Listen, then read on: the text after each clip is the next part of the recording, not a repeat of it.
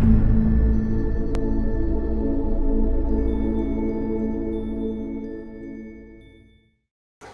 достор, биз Ош мамлекеттик университетинин студиясындабыз. Окуу жайга кабыл алуу жаатындагы маектерди улантабыз.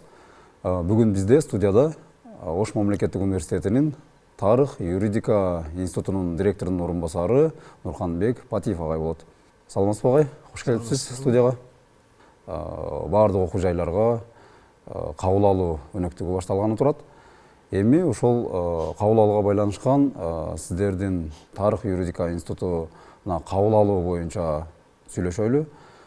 Алгач эле ошол институттун тарыхы жөнүндө айтып берсеңиз.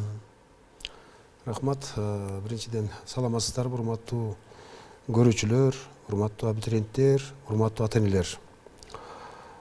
Биздин Ош мамлекеттик университетинин тарых юридика институту бул көп жылдык тарыхы бар. Азыркы күндө окуу жайдын ичиндеги институт адистиктердин ортосунда чоң мындай бир бараандуу факультет деп айтсак болот да.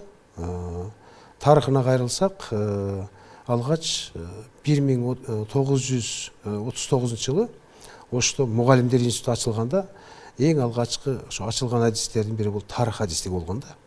Андан кийин тарых адистигине тапшыруучулардын саны көбөйүп, 85-жылы бул өзүнчө факультет болуп түзүлгөн.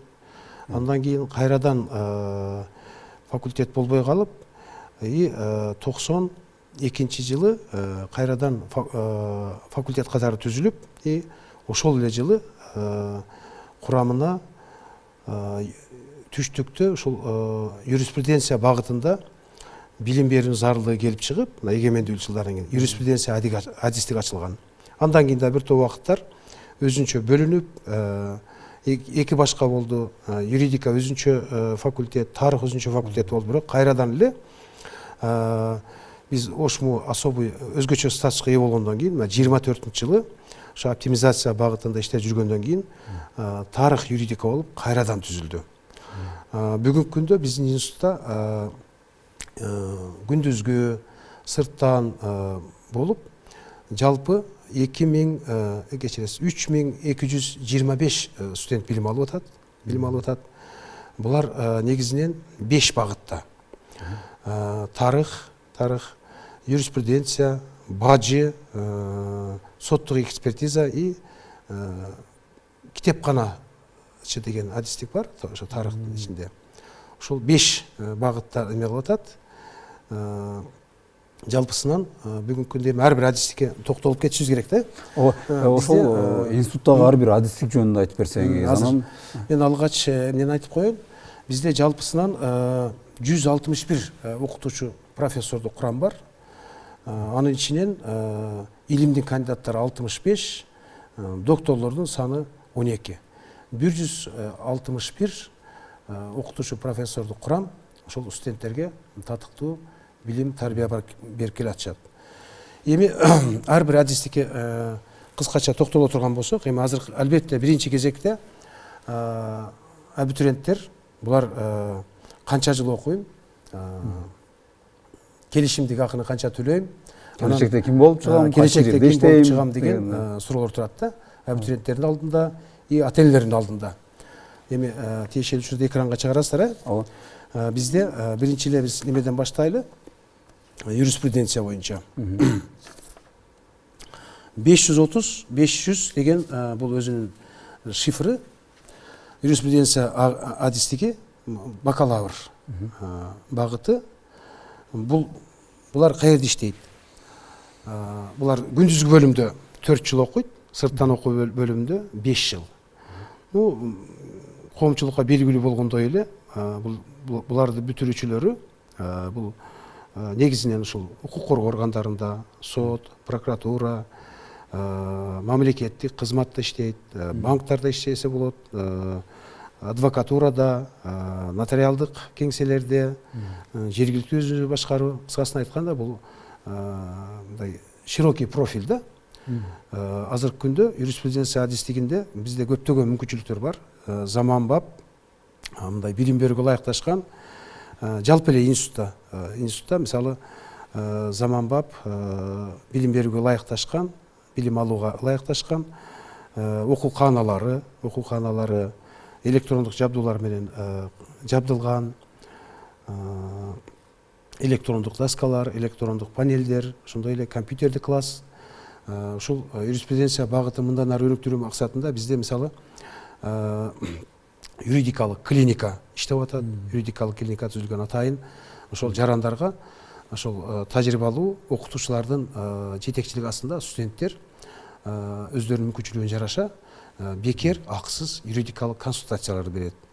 Ошондой эле президенттин жарлыгы менен биздин институтта ачылган конституционализм борбору. Ал жерде дагы биз Кыргыз Республикасынын конституциянын тарыхын изилдөө боюнча атайын иш-чаралар өткөрүлүп турат.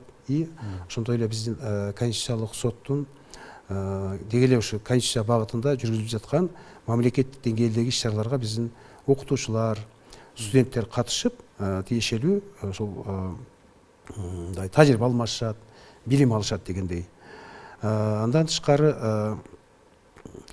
юриспруденция багытындагы студенттерибиз биздики көпчүлүк учурда булар практикага негизинен ошол укук коргондорунан тышкары дагы көпчүлүк студенттерибиз жогорку кеңешке, өкмөткө, генералдык прокуратурага, башка жактарга, сот органдарына чыгышат.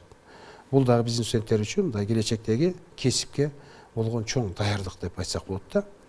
Ушул багыттагы студенттер булар сөзсүз түрдө азыркы заманга ылайык академиялык мобилдүүлүк боюнча алыскы, жакынкы чет өлкөлөргө чыгып турушат. Ушул эле жылы биринчи семестр деп коебуз, жарым жылдыкта биздин мисалы 11 студентибиз ушул юриспруденция багытындагы студенттер мисалы Россияга, Санкт-Петербург мамлекеттик университетине, Кыргыз мамлекеттик университетине и Гумилев университетине да чыгып келишти да.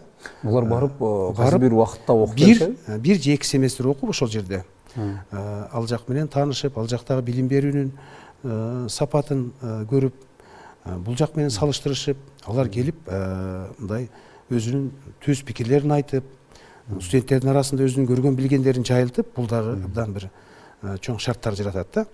Андан тышкары биз тынымсыз мына укук коргоо органдары менен кызматташып, аларды чакырып, биздин окутуучулардын арасында көптөгөн тажрыйбалуу практик деп коебуз го.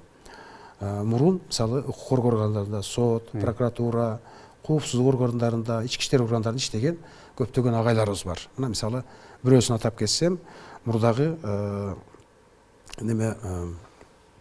ички иштер министринин орун басары болгон генерал Расул Райымбердиев деген агайыбыз иштейт. Андан тышкары толтура бизде ушул тажрыйбалуу ошол студенттердин билим алуусуна мындай жол көрсөтө турган, багыт бере турган, келечектеги юристтерди даярдоодо мындай бай тажрыйбага ээ окутуучуларыбыз бар. Андан тышкары мен айтып өттүм, ошо 161 окутуучу профессордук курамдын ичинен 65 илимдин кандидаты и 12 илимдин доктору бар. Бул агайларыбыз баары ошол заманбап билим берүүгө ылайыкташкан.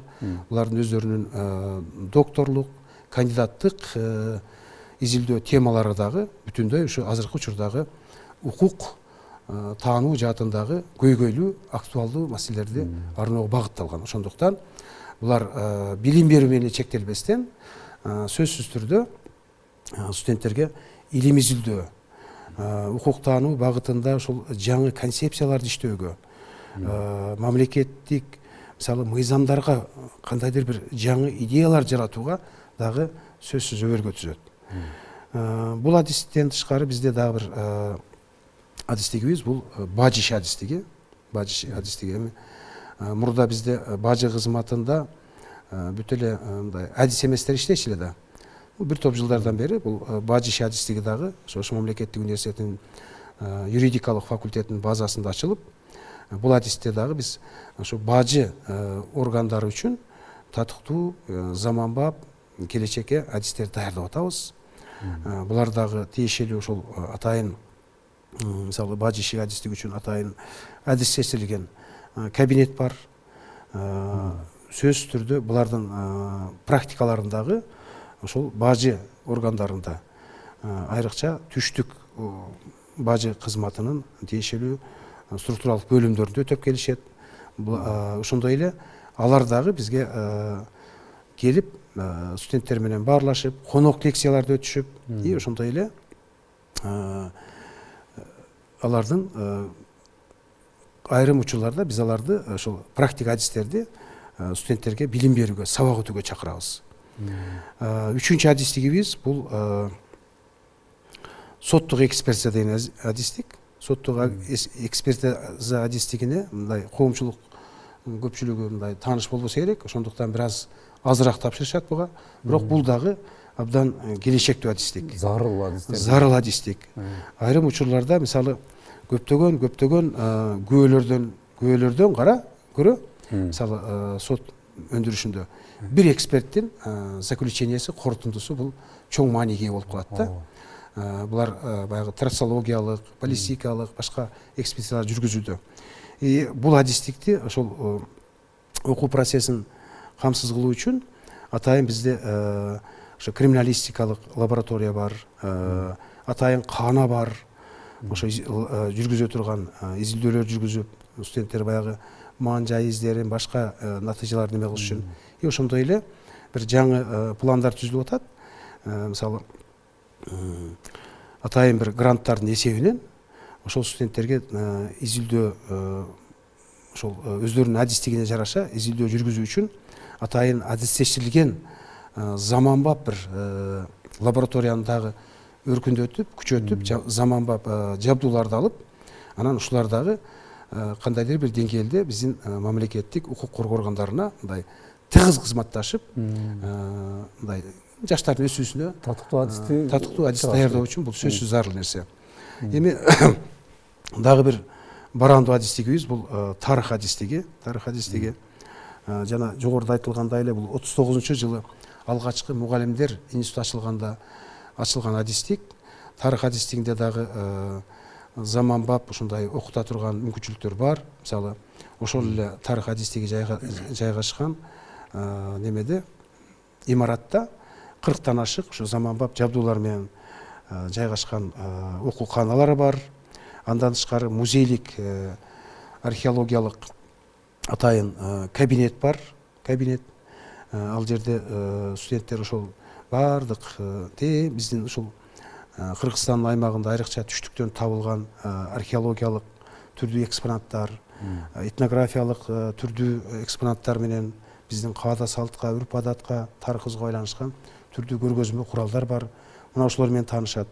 Бул адистиктин дагы азыркы учурда абдан мындай диапазону кеңейип кетти. Анткени атайын ошол бир 6 миллион сомдук долбоор иштейт бул адистикте.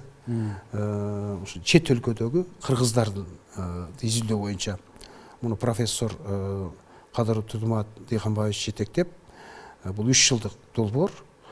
Булар жүргүзүп атышат. Мисалы жакынкы Өзбекстан, Тажикстан, Казакстандагы кыргыздардын жашоо турмушун, тарыхын, үрп адатын, каада салтын изилдеп. Ошондой ички долбоор менен камтылган.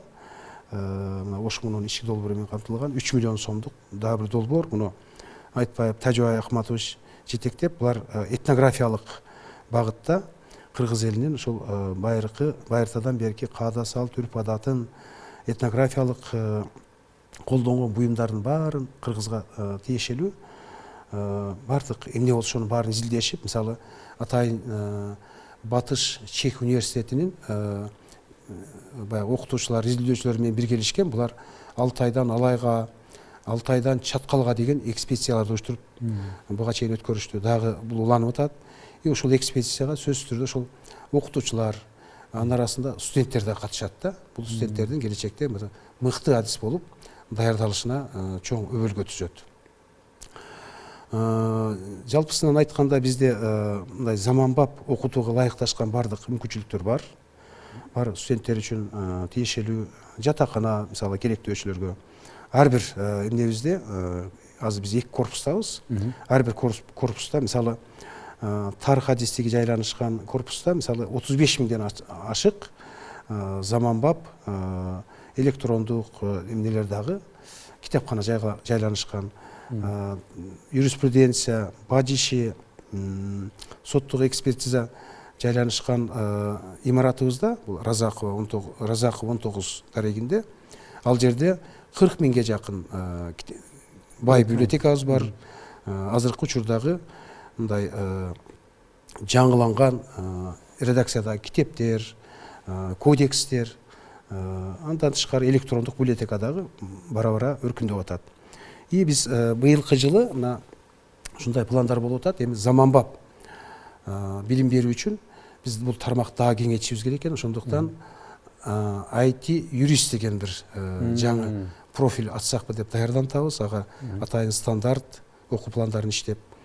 Ошондой эле мына соттук экспертиза адистигине биз эми Россиянын башканын мындай мисалында көрүп, биз эксперт тергөөчү, эксперт следователь деген кошумча бир адистикти неме кылсак, бул багытта кеңейет деген мүмкүнчүлүк бар да. Ошондой эле азыр эми заман ушуну талап кылат экен. Биз заманбап юристтерди даярдаганда, ал юристтер сөзсүз түрдө чет тилдерин билиш керек экен. Ошондуктан быйылкы максат бар, ушул англис тилдүү бир тайпаны ачсак деп. Ага тиешелүү атайын сертификат алган, англис тилинде сүйлөй алган, сабак билим бере алган окутуучуларыбыз да бар. Ошондуктан быйылкы жылы ошондой максаттар бар. Кудай буйруса, ушул англис тилдүү бир тайпа ачып, ушунда баштасакпы деп. Анда англис тилдүү юристтер окуп калышат. Ооба. Себеби азыр биздин жаштар көпчүлүгү сыртка чыгып иштейт экен да. Мисалы юрист болсун, экономист болсун, врач болсун, сыртка чыгып иштеп калышат экен да. Биз эми Кыргызстандын аймагында эле иштей турган даярдабастан дүйнөлүк алкакта даярдыгы бар адистерди даярдашыбыз керек экен да азыркы учурда. Мисалы азыр эми Кыргызстандан сыртка мигранттар көп агылат, көп чыгат. Анан ошол жакта англис тилдүү, чет тилин жакшы билген кыргыз юрист иштесе, биздин мекендештерге эле пайдасы тиет. Албетте, мына эми Россияда эми бизде эми орус тилинде адистер бар экен. Россияда даже мен жакында бир нерсеге күбө болдум. Биздин бир бүтүрүүчүбүз, мисалы өзү неме болуп жүргөн, мигрант болуп жүргөн экен. Бизден сырттан окуп бүтүрүп, ошол бала кызыгат экен. Ошо мигранттардын укугун коргойт экен. Түрдүү сот процесстерине катышат экен. Канчалаган мигранттарды баягы депортация, же бир башка маселелер болгондо ошолорго укуктук жардам берет экен да. Бул эми Россиянын аймагында эле. Бирок мисалы мына алыскы чет өлкөлөргө, чыгыш Европага, батыш Европага чыкса, Америкага, Кытайга, башка жакка барса, биздикилердин мисалы ошол жердик котормочуну, юристти жалдашы мүмкүн да. Ошондуктан эгерде биз ушу англис тилин билген, же башка тилдерди билген юристтерди даярдап алсак, келечекте биз муну баштайлы деп максат кылтабыз. Келечекте бул башталса, мисалы англис тилин, немис тилин, француз тилин, кытай тилин билген юристтерди даярдап чыгарсак, эми кыргыз дүйнө кезип кетпедиби? Дүйнөнүн кайсы жерине барсаңыз юристтер бар. Ошолорго биринчиден өздөрүнө жумуш орну табылат. Экинчиден өзүнүн мекендештерин укуктук жактан коргой алат, жардам берет, кеңеш берет дегендей да. Бул эми мындай биздин алдыга койгон максатыбыз.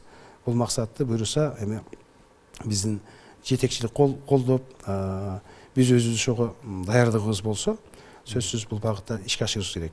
Андан тышкары жана мен айтып өткөндөй, IT юрист деп атабыз.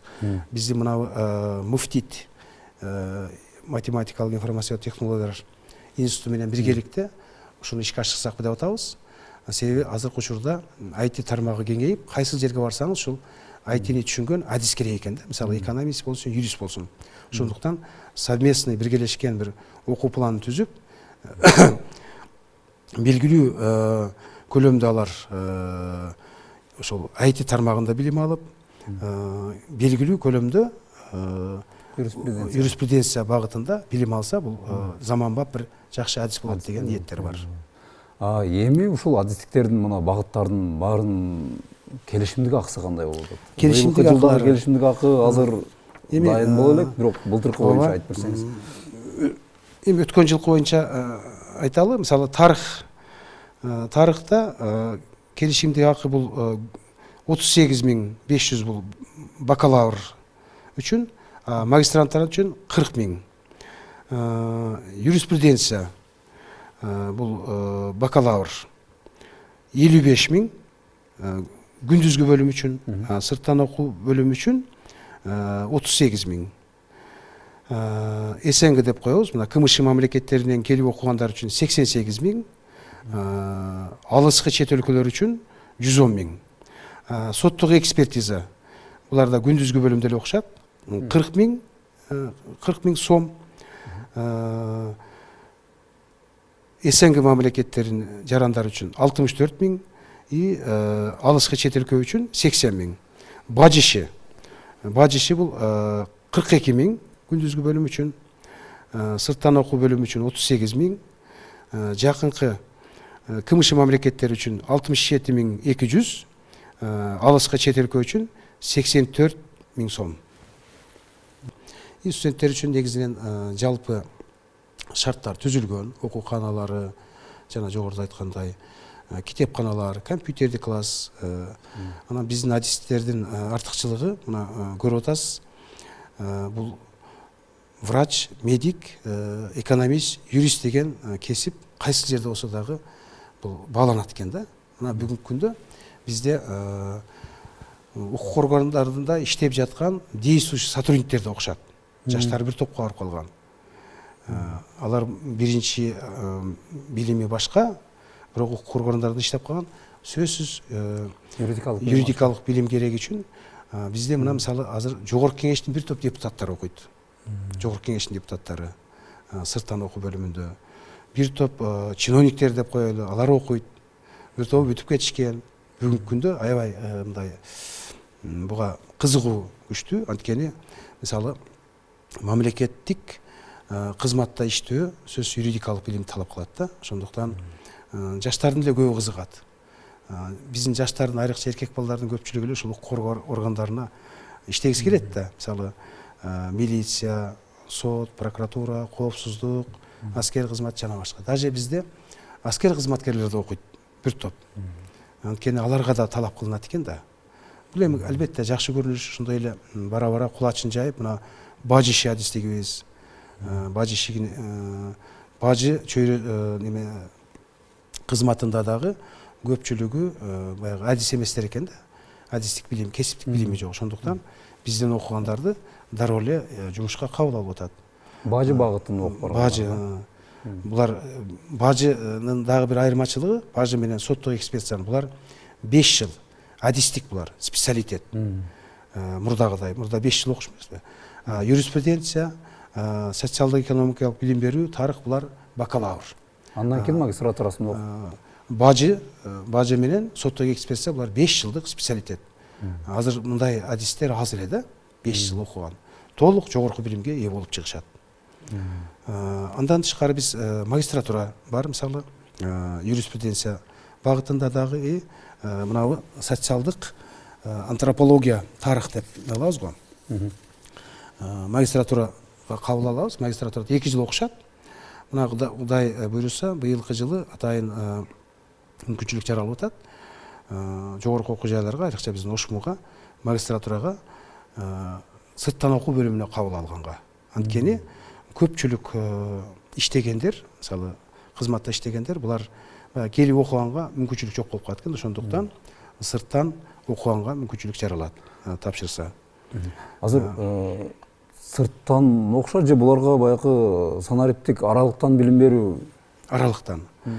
Ош мамлекеттик өкмөттүн атайын токтомунун негизинде биздин Ош мамлекеттик университетинин атайын жобо иштелип чыккан. Ошонун алкагында азыркы учурда жалпы эле Ош мамлекеттик университетинде биздин юриспруденция багытында, тарыхта дагы студенттер аралыктан билим ала башташты. Дистанттык технологияларды колдонуу менен атайын биздин университеттин баягы МУК окуу платформасы аркылуу студенттер мурдагыдай келбестен эле өздөрү ошол мугалимдер атайын окуу маалыматтарын жүктөп коюшат. Анан ошого өздөрү кирип, тынымсыз ошол порталга кирип, маалыматты алышып, тапшырмаларды аткарып, өздөрү модулдарды аткарышып, азыркы учурда керек болсо чет өлкөдө туруп да студенттер уже неме кыла башташты, экзамен тапшыра башташты. Тестап деген атайын программа аркылуу эгерде окууга кызыкчылыгы болгон адам азыр учурда окуганга мындай мүмкүнчүлүк жаралды да. Кайсыл жерде болсо дагы окуса болот. Кайсыл жерде болсо дагы ошол МУК аркылуу кирип өзү маалыматтарды алып, анан экзамен тапшырамыз, тест тапка кирип, ошо тиешелүү дисциплиналар боюнча тапшырмаларды аткарса, ал мугалимден көз карандысыз өзү эле ошол биздин эмнеге маедоого түшүп атат. Алган балдары, баалары түшүп атат. Бул чоң мүмкүнчүлүк окуйм дегендерге. Адабияттардын, китептердин дагы электрондук варианты баары жетиштүү. Жетиштүү, алар да жүктөлөт. Сөзсүз түрдө биз ушул нерсени 2 жылдан бери колго ала баштадык. Мурда бир аз башында аксабаттык. Баягы санариптик технологияны жакшы түшүнбөстөн, мугалимдер тиешелүү окуу материалдарын киргизе албастан. Азыр мына быйылкы окуу жылында Кудай буйруса бир топ жакшы жолго коюп алдык. Студенттерден дагы мурда эми алар көп маалымат жетпейт экен да. Жетпей эле ушу кантип окуйм, же тааныш билиш издеп башка кылып. Азыр эч кандай таанышсыз башкасы эле кызыккан адам келип маалыматты алып, ошол кайсыл убакта сессияны аткарыш керек, кайсыл убакта бул баары чыгып турат да. Өзү канча контракт төлөйт, кайсы дисциплинарда окуйт, кайсы тапшырманы аткарат, баары ачык. Буга эч кандай тоскоолдук жок, өздөрү аткара беришет. Абитуриенттерге кайрылуңуз. Урматтуу абитуриенттер, урматтуу ата-энелер, эгерде сиздердин балдарыңыздар, кыздарыңыздар заманбап татыктуу билим алам десе, заманбап юрист болом десе, заманбап бажы кызматкери болом десе, заманбап тарыхчы болом десе, заманбап соттук эксперт болом десе, анда биздин Ош мамлекеттик университетинин тарых юридика институтуна тапшырыңыздар. Сиздерге бардык шарттар түзүлгөн. Мен жогоруда айтып өткөндөй, адистерибиз 161 окутуучу профессорду курам. Анын ичинен көптөгөн докторлор, илимдин кандидаттары, ошондой эле мурдагы укук органдарынын кызматкерин, пенсиядагы, отставкадагы кызматкерлери билим беришет. Ошондуктан бардык мүмкүнчүлүктөр бар. Заманбап билим берүүгө ошондой эле биз алыскы, жакынкы чет өлкөлөр менен, жогорку окуу жайлар менен кызматташып, аларга биздин студенттерибиз жогоруда айтылгандай 1 же 2 семестр барып окуп келишет, тажрыйба алмашышат дегенде, кыскасын айтканда бардык шарттар бар. Келишимди акылар боюнча айттык. Бул анчалык деле мындай жогору эмес, көтөрө ала турган, карапайым. Аны бөлүп төлөөнүн да шарттары бар. Бөлүп төлөө, мисалы президенттин указы боюнча билесиздер, мисалы 10 айга бөлүп төлөө деген бар. Андан тышкары дагы ошол 2 семестрге бөлүп төлөшөт, 2 семестрдин ичинде. Мына мисалы 55 миң контракты бул 2 бөлүп төлөйт. Биринчи жарым жылдыкта 55-тин жарымы 27 миң анча болуп атабы? Экинчи жарым жылдыкта анысы. Анан эми мына тарых адистигинде бюджеттик орундар бар. Тилекке каршы башка адистерибизде бюджеттик орундар жок. Быйылкы бүтүрүүчүлөр жалпы республикалык тесттин жыйынтыгы менен күндүзгү бөлүмгө гана тапшыра алышат. Анткени бул адистерде күндүзгү бөлүмдө окуп билим алууга зарыл шарттар бар.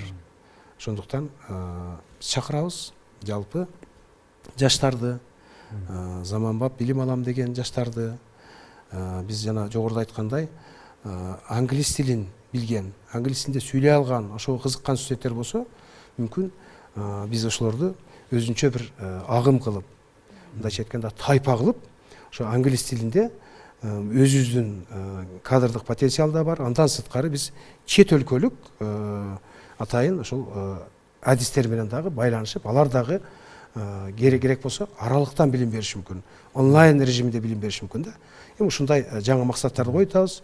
Ошондой эле дагы бир баса белгилегим келет. Биз IT юрист деген багытты дагы мындай аракет жасап атабыз. Мүмкүнчүлүк болуп калса, анасак дагы бир эмес, 2 адистикке болуп калат да студент. IT тармагында юрист же юридикалык билими бар айтишник деген адис болуп калышы. Кызыктуу багыт, кызыктуу адис болот. Эми главный жаштардын кызыгуусу болсо, жаштардын баягы неме айткандай спрос болсо, орусча айтканда талап болсо, биз бардык кызматтарды көрсөткөнгө, бардык мүмкүнчүлүктү, шартты түзгөнгө даярбыз. Рахмат агай, келип ушул институт тууралуу өтө жакшы маалыматтарды бердиңиз, жакшы маек куруп бердиңиз. Сизге рахмат. Достор, биз ушуну менен маекти жыйынтыктайбыз. Алдыда дагы Ош мамлекеттик университетинин бардык институттары, факультеттеринин, колледждеринин жетекчилери менен маектер уланат. Саламатта калыңыздар.